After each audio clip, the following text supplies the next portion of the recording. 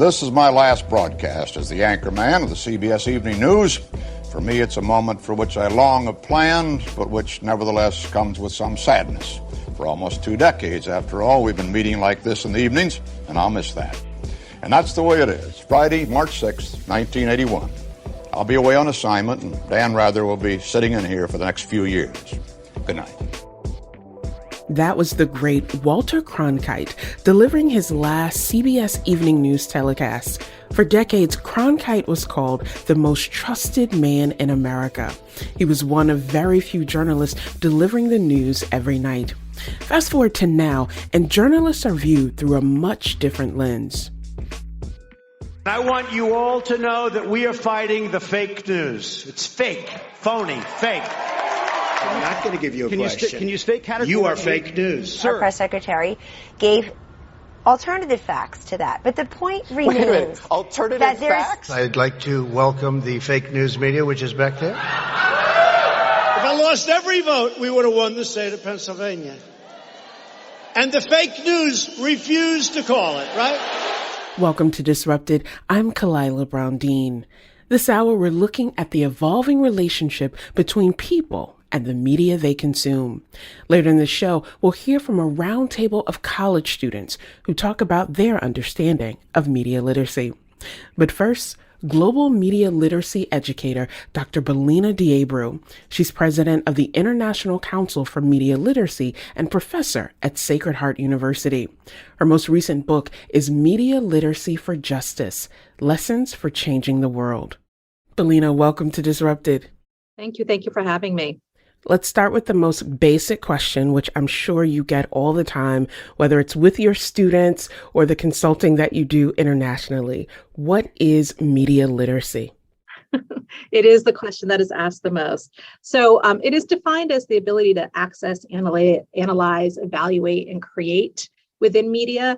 But I think of it as a little bit larger than that. I think of it more as, how do we look at information and reflect on it and move forward so that we can be better consumers of that information. I think we're hearing more about media literacy now than ever before. We're hearing about it in different spaces, different formats, engaging people in different ways.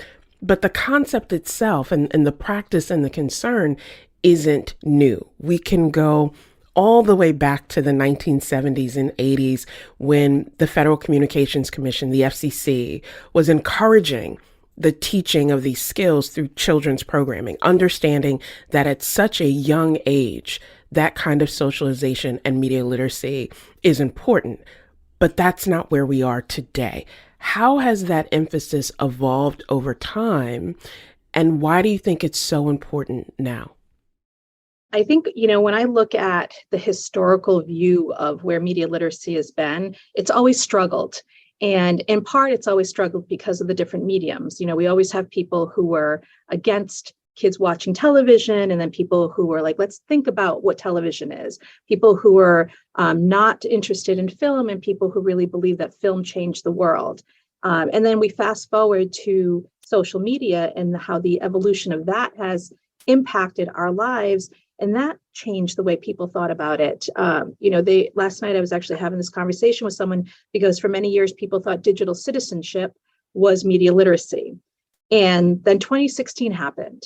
And the world of media literacy became about mis and disinformation, which I actually find to be incredibly problematic because there is so much more to media literacy than this one thing. But yet this is the one thing that everybody understands.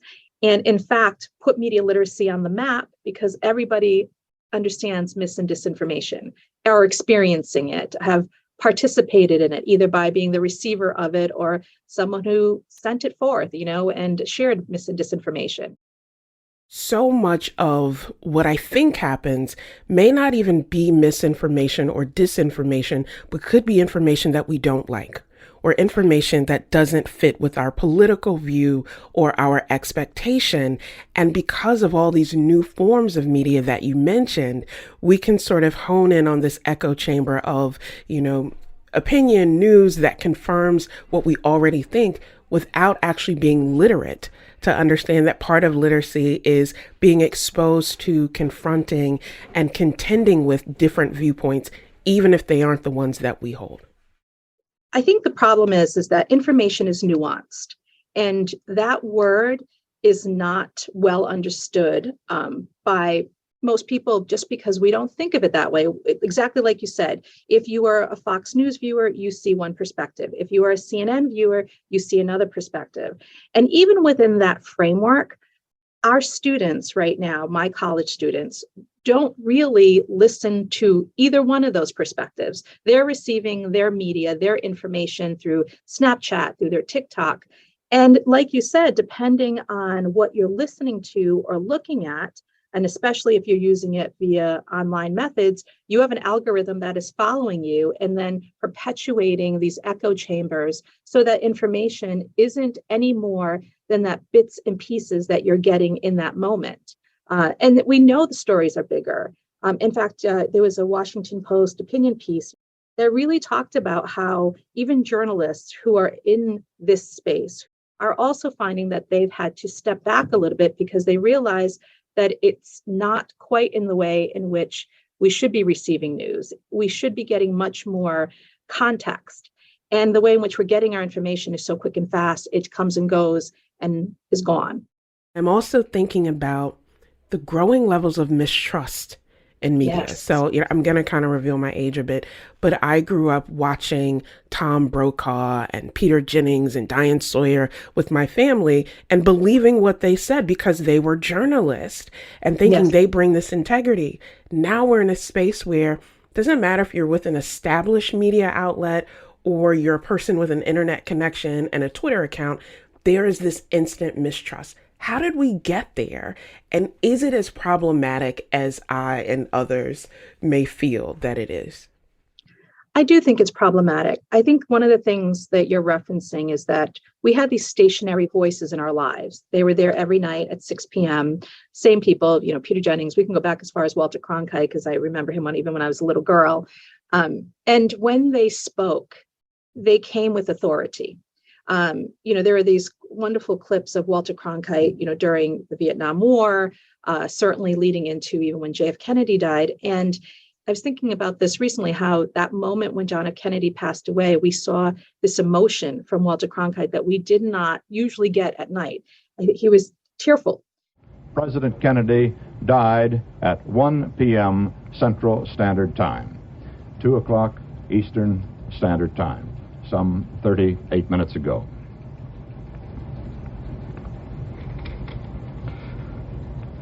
Vice President Lyndon Johnson has left the hospital in Dallas, but we do not know to where he has proceeded. And now when we see the news, we get emotion and opinions and not facts. In fact, when I teach my students, I ask them, how much news do you think that we actually receive on a given day? And they think that we get 24 hours of news because that's how it's advertised, 24-hour news cycle. We have this, we have that. And we tend to have really more like 23 hours of opinion makers. And we don't have the ability to discern the difference between an opinion maker and a newsmaker. And so that authority figure, the person that you trust, has lessened over time. And most kids, let's be honest, they're not sitting at 6 o'clock and watching, the three newscasters from ABC, NBC, and CBS. They tend to actually not know who newscasters are, which is a whole other phenomenon where, they were a part of our family. We turned them on. And Crisis, we turned them on. I certainly remember 9/11. That was the first thing we did. We turned it on. We watched for the Tom Brokaw. We watched for these people. And they don't have that. As someone who works in this space, I always hold space and remember that there are people who may never listen to a radio show or podcast for information, but will go to Facebook, see a meme, and take that as a credible source or take that as representative of the entirety of the facts. And it can often be difficult to push against that. But one of the things that comes through in your work, Belina, is that when we talk about media literacy, it's not just about news, that there are other aspects as well where literacy shows up or where the lack of literacy can really have profound consequences. What are some of those other media spaces or aspects that we should be attuned to? we don't listen to each other well. And I think that is part of the misrepresentation of how people see themselves in the media and how they see information. So misrepresentation is certainly a piece of the work that I do, looking at, justice issues, but not just in just the social justice piece, which I know, has been obfuscated by a lot of different groups. It's really about looking at how do we want to be represented by all. The term Ubuntu, I am because you are, it's a deeper understanding of who humanity is. And to be in that space, you have to look at that from all forms of media and from all perspectives. So viewpoints are incredibly important. One of the things that has been concerning to me is that media literacy has sort of fallen into the space of mis and disinformation, as if none of the other things have been there and are part of it. You had Monica Guzman on your show, actually, and I think her work is a wonderful contribution to even the way I think of media literacy, because you have to have conversations in difficult spaces with difficult people. Let's be honest, we're not all ready to be engaged in the way in which I'm talking about. And I think this is what media literacy offers, is this opportunity to have these deeper conversations, to be reflective, to have an event come up where someone will say, well, I don't really understand how this came to be, and then have a historical context. I'm listening to you, thinking about our conversation with Monica. And the thing that I think stands out the most with you right now, Belina, is that often when we think of media literacy, when we think about consumption and engagement, we're thinking about it as an individual act, an individual skill. But what you're saying is that it has to be relational. It has to be in conversation and in relationship to other people and those around us, because that inability or unwillingness to listen further separates all of us. And it's not about political party or ideology. It's all about that relation that we have to the information that we come into contact with, how we use it, how we apply it, and the people that we think we should be there. Why then do you think that media literacy, increasing media literacy, can actually increase civic engagement? And as you say in your new book, help us really change the world in a positive way? I guess, I put in there, I think in the last chapter of the book, it's about finding the middle way. And I think we need to find the middle way when it comes to the things that are happening in the world, politically, socially, economically, you name it. And I think that's where media literacy has the most benefit. I'm saddened, actually, when I read articles where people feel like media literacy is polarizing or it's about partisanship. That's not it at all.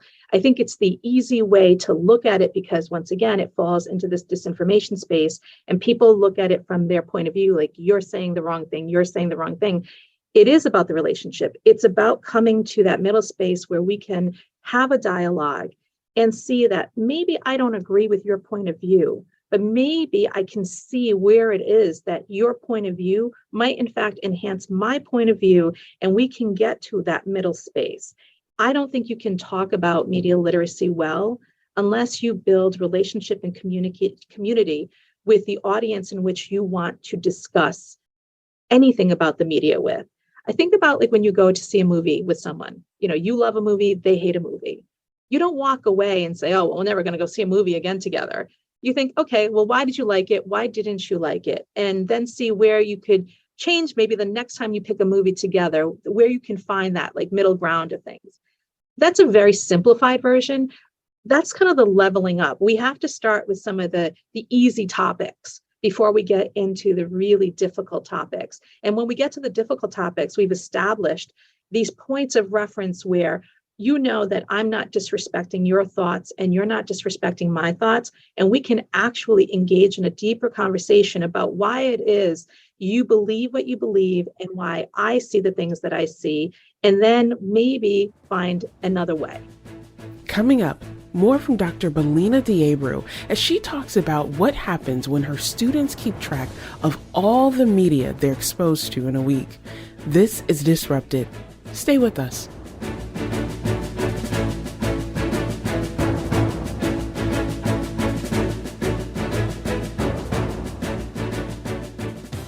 Welcome back to Disrupted. I'm Kalila Brown-Dean. We continue our conversation with Dr. Belina Diabru. She's a global media literacy educator. We're seeing that some states across the country are trying to restrict student learning, but there are also 18 states that already have some policies in place around media education. That's according to a report released by Media Literacy Now back in February. Ask Belina where Connecticut stands and what we should expect in the future for education and media literacy. I think every educator wants to grow thinking. I really do. I think the issue really is that there's not a really good understanding of what that should look like in terms of media literacy. We lack in teacher professional development in this area. But beyond that, I think that one of the reasons why there is a lot of pushback is also because the general public isn't informed in the way in which media literacy should be taught, or even, I don't even want to say should be, because I think it can be taught in many different ways, but how it can lend itself to growing our education model. Instead, we tend to see it as, very, as you said, very one-sided, censorship, cancel culture. It goes back and forth, and both are doing the same thing, oddly enough. And I think that's also a part of the discussion that needs to be had, that we need to grow thinking. I'm always talking about how we should have media literacy beginning at when a parent knows they're going to have a child, which some people think is ridiculous. But we have prenatal classes that talk about all sorts of things. And we have children who are coming into the world from the onset in technology. And even from the minute that a woman finds out that she's pregnant, the pictures that are taken and posted online, we don't have discussions about privacy and what that means and the extension of all of that. This is something that I think people need to understand. We watch children, often I see on planes and trains, being put in front of an iPad or a telephone to sort of be their distraction. It's the babysitter. And I think we need to understand that what that does to the brain. We're starting to finally see a lot more come out about how the brain is being changed because of these technologies. We need more of that. In terms of what's happening in the state of Connecticut, I think it's still evolving, is what I would say. There was an advisory group. I haven't heard too much more about them since they had the advisory group. I know that there's a discussion certainly about, the need for civic education, but that's coming through social studies. But the one thing I will say about what I see about civic education is the incorporation of media literacy. And there's been a lot of effort in that part. But I think of it as it is something that belongs in every subject area. I also think that one of the things that is always concerning to me is that many times when decisions are being made, educators are not sitting at the table, not the ones who are actually going to teach the work. It tends to come very top down, which is very problematic. Recently, there was an Aspen Institute report. And when I finished reading the report, there were all these recommendations for educators and librarians, and not one educator or librarian was ever in the actual process of building that report. That's concerning. I think that there are also people who are at the political level that want to do well by people, but don't understand what is actually happening in schools on a day-to-day. I want to add one more voice to that conversation that's necessary. That's the voice of students, the people who are actually going through this. And, as part of this episode, we have this roundtable conversation with college students from different schools across the state, different types of schools, different majors, different programs.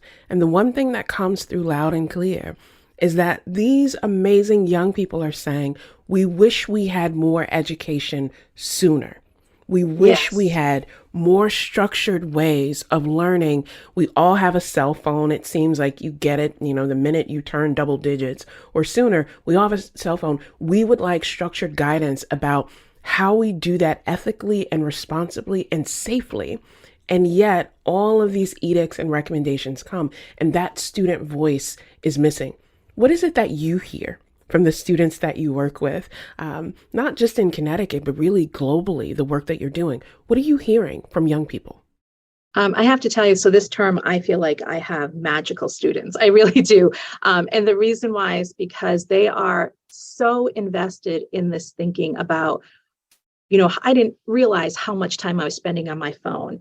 My first activity that I do with my college students is for them to spend a week looking at all the media that is infused in their lives, and not just their cell phone, because that's the easy one, because they'll get their screen time, but everything.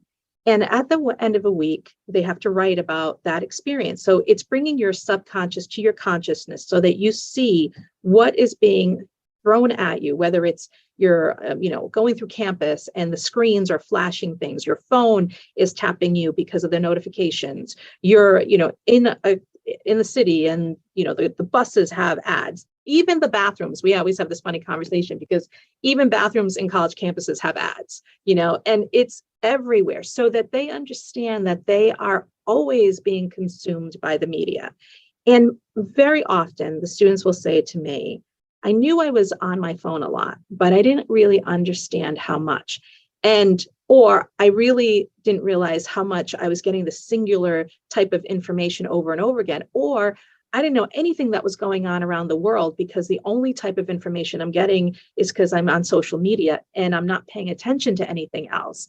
So it's really bringing that part of themselves back to themselves, because that's what I think is sort of happening here, is that they're being taken away from being present and being in the moment with each other and having those in the moment experiences in the college classroom, outside the classroom, at dinner, in conversations. They're not having the depth of conversations that I really want them to have. And so that's the work. I think that's where the work is, to get them to really first see it, acknowledge it's happening to them, and then having them find the parameters. They're right. We should be doing this a lot sooner. I think we should really delay some of the things that we are offering to students via the cell phone, via iPads. Technology has definitely consumed us all. The pandemic has added another layer to that, where it became our connection to the world, but it also disconnected us from the world. So it was a double-edged sword. And so I think we need to be cognizant of that. I think the level of mental health issues that have come up have also been because people feel very alone when they're together. And actually, there's a book by Sherry Turkle that really is about that. And I think, we really need to reclaim our lives with saying, we want to put some boundaries in and not be consumed by these amazing media vehicles. As we come to the close of our conversations, Belina, which I hope we can continue because there's so much I want to ask you about that's relevant to all of this.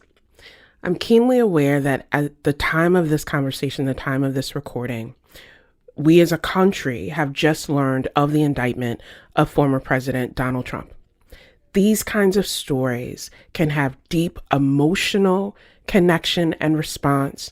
We can see deep partisan, divisive language. And in the midst of that, it can be really difficult to find the kind of nuance that you mentioned, the context that you mentioned, the inability to really address the core of what's happening, because it becomes lost in all of these other things. And as you said, even when we're together, we can feel apart because we lead with that emotion.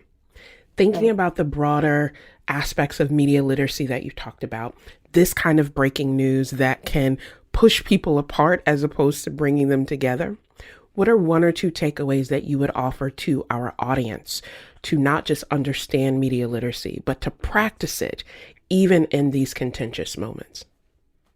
I think, the first thing I would say is that you need to listen deeply.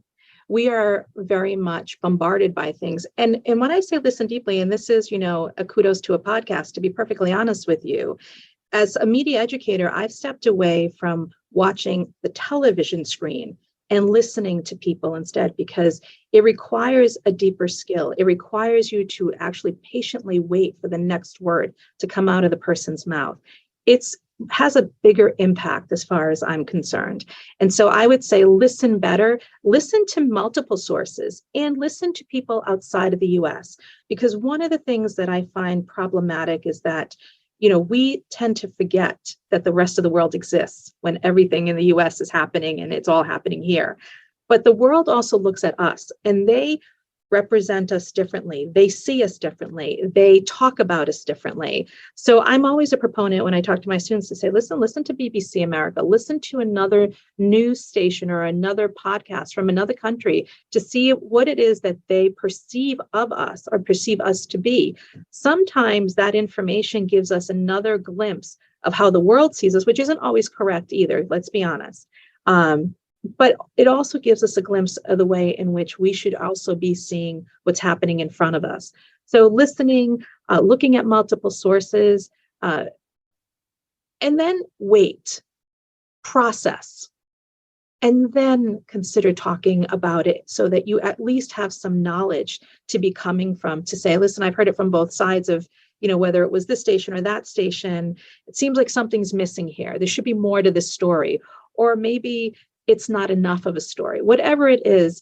And also realize that while this story, I think, is a big thing for people who are interested in politics, a lot of our students aren't interested in politics.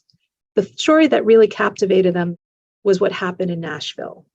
And I think we have to remember that generationally, we're all in different spaces. So different things impact us differently. They're not as interested in politics in the same way as the rest of us are. Some are, but high school, middle school, they're not quite there. College students, they get there, not always, they're not as interested. The stuff that is more personal to them are the things that are in their social sphere. And so that actually makes an impact. Dr. Belina Diabru is a global media literacy educator and professor at Sacred Heart University. Her most recent book is Media Literacy for Justice, Lessons for Changing the World. Belina, thank you so much. Thank you. Coming up, a younger generation's perspective on media literacy. This is Disrupted. We'll be right back.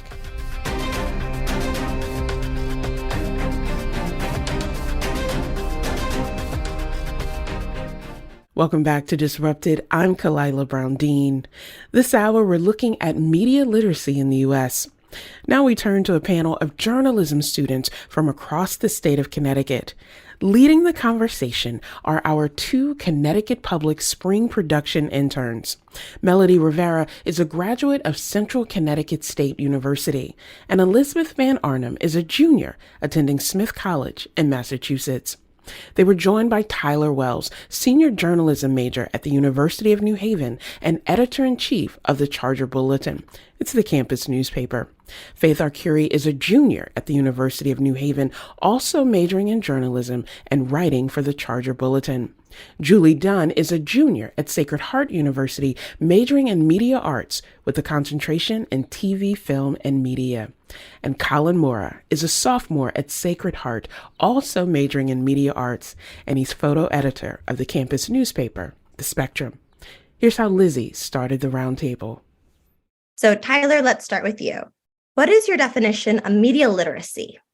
Yeah, so to me, media literacy involves basically how we consume, interact, and use media as a whole.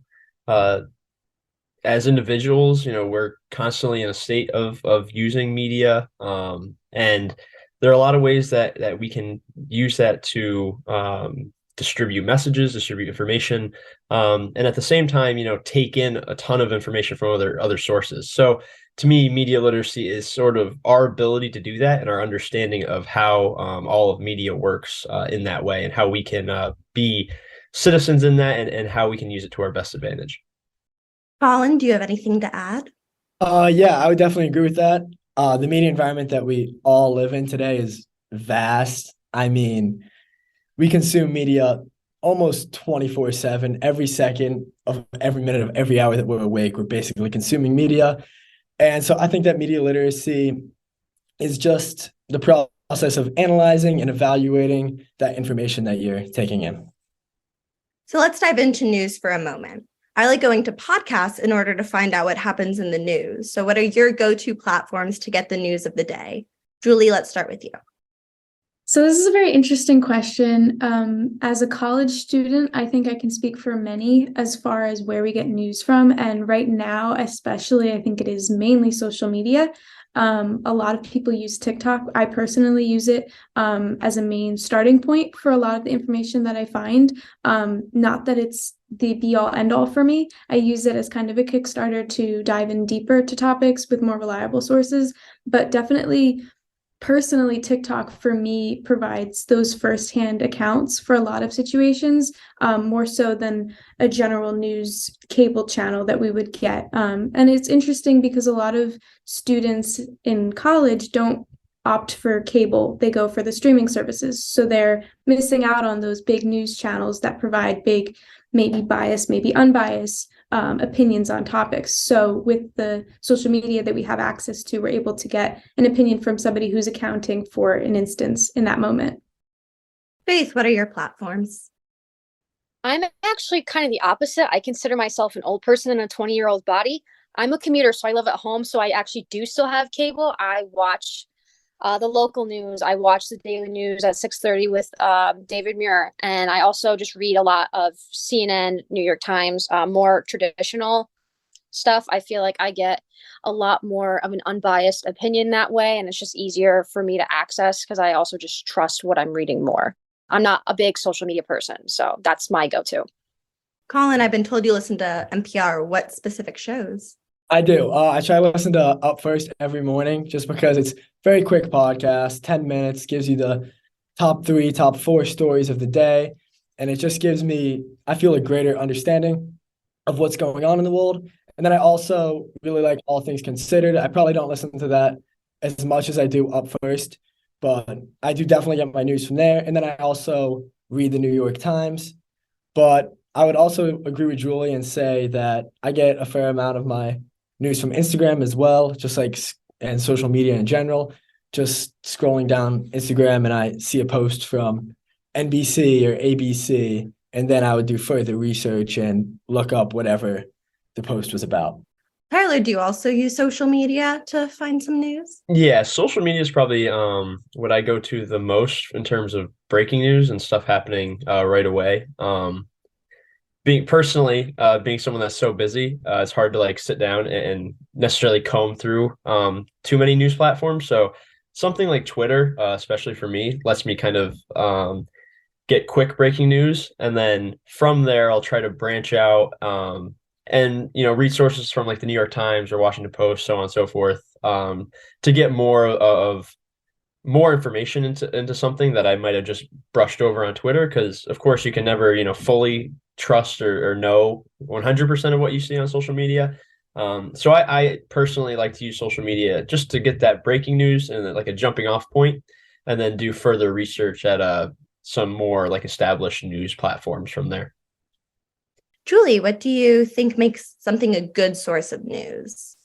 A good source of news can mean a lot of different things to a lot of people. Personally, I think it's something that has been kind of evaluated. We talk about how TikTok is not really evaluated by a person posting something. It's their personal opinion. So if in order to get good news from that source, to me, it means going through multiple people's videos and kind of figuring out what it means, but also fact checking what they're saying with more of an established, published New York Times, Washington Post, something where there's some meat and bones to it, and a name behind it. There is so much information coming at us in the news and on social media. Colin, have you ever been misled about information you received from the media?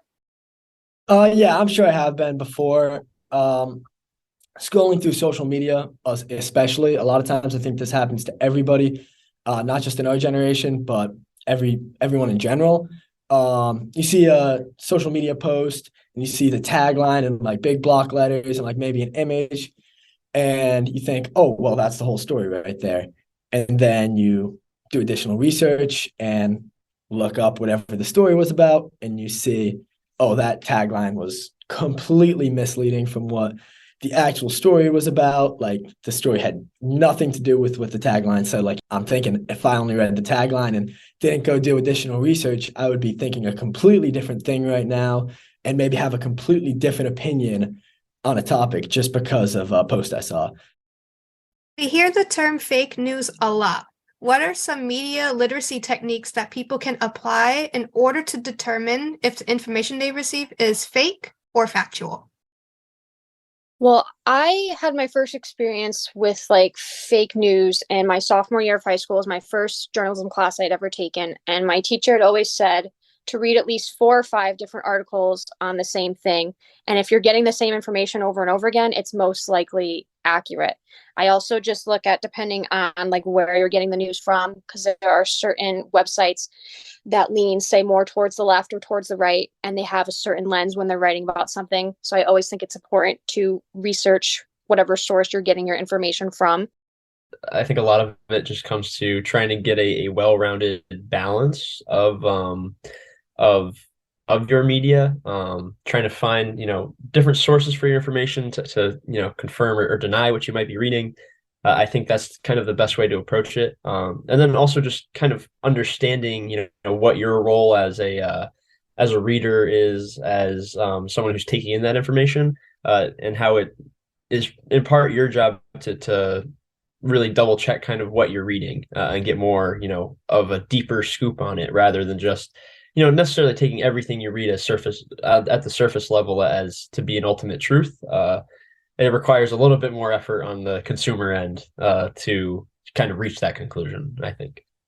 I think it's also important to check on what the agenda of the writer and the source is coming from, because with that comes more of information about where the bias could be, or what their intention with reporting is, whether it's just to report what's happening and give the consumer information about it, or are they trying to pull the consumer one way or the other with a separate goal in mind?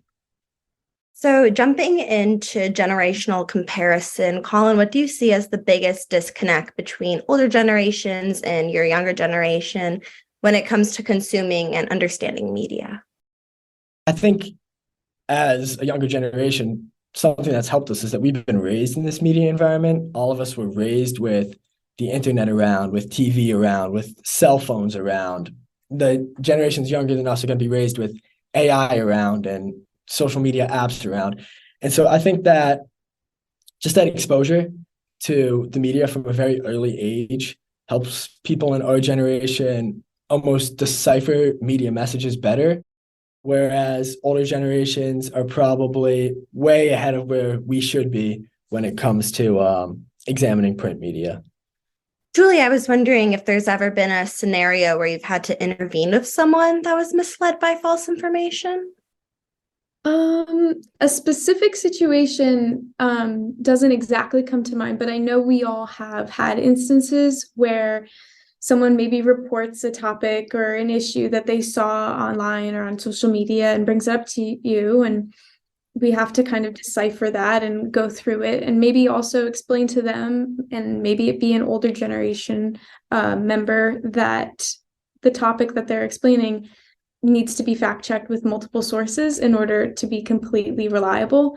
And I think older generations, like Colin was saying, they have a harder time doing that because they're so used to their ways, and they're used to the newspaper coming every day and that being gold, versus what we have now is lots of different sources and lots of different media platforms to engage with and get our sources and information from. So I think we have a bit of an easier time intervening with others because we know how to communicate that. Well, bouncing off of what Julie said, I think one of the main things is just access. I have 2 sets of grandparents who aren't tech savvy at all. They have a smart TV that they don't know how to use, and they have smartphones that they don't really understand how to use either. And so I think it's just one, looking at other sources that they don't understand that there are fake news and other biased sources like that. And they are just kind of just stuck in their ways. I have a grandma who unfortunately still says the N-word all the time. And it's just like, they don't understand when things aren't politically correct anymore, or they just don't understand this. I don't want to say like the steps that they need to take to get there, but they aren't being pushed to do that. So they don't feel like they need to. Obviously, it's tough to put a lot of the burden on our generation to teach in that way, but it starts at a small level. Being able to educate, family members. And I know this from personal experience of being able to work with my parents on teaching them social media and stuff, and allowing them to learn those platforms. That it makes it easier for them to not only access those, but also understand what they're seeing. And that's a big part of it. As long as they're able to understand what the type of information that's being given to them is, then they can start making more proper decisions on how they're going to interpret or digest that information. And so I think our generation, because of our experience, our constant experience with social media platforms, we have the opportunity to teach in that way to help start forming that media literacy in generations that might not necessarily have been as exposed to them. According to a media literacy policy report published last year by a nonprofit group, Media Literacy Now, Connecticut is now requiring the Department of Education to develop curriculum for grade K through 8. Does anyone have any thoughts on how helpful you think learning media literacy would be for children?